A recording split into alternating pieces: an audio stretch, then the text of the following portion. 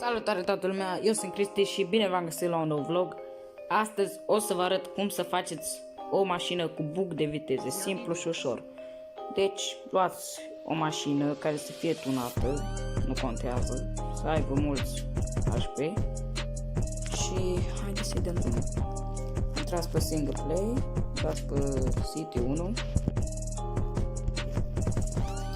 și eu să vă arăt cum să jucați, cum să faceți. Deci uitați, mergem acolo la service, să vă arăt acolo, că acolo trebuie să mergeți.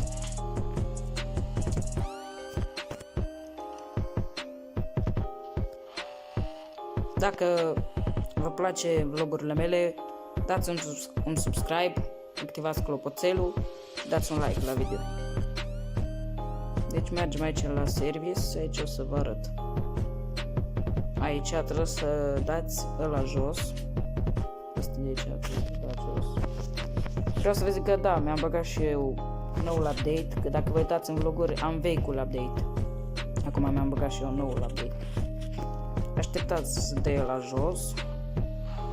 După aceea vă poziționați bine acolo.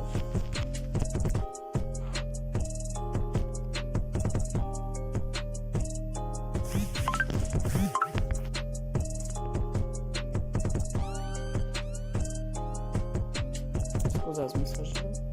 Și vă poziționați acolo bine, să stați bine de tot.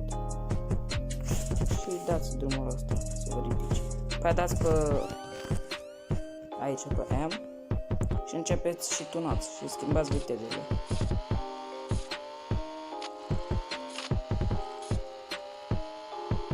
Și tot schimbați.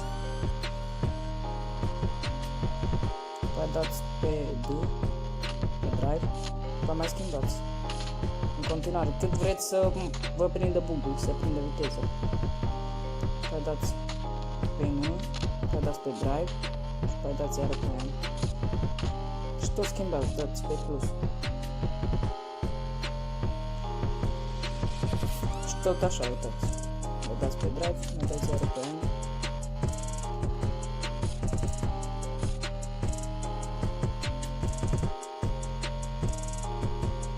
Și când este gata bugul, dați pe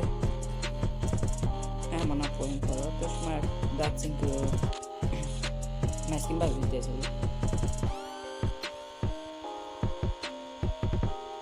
Și apoi dați, cum zicem noi, să la make. Stați că am dat pe farul. Și uitați. Vedeți, dar trebuia mai mult. Deci, ați văzut că a prins, era vreo 350, dacă v-ați uitat atent, o să mă uit și eu pe vlog când o să rog. Dacă v-ați uitat atent, chiar așa a fost.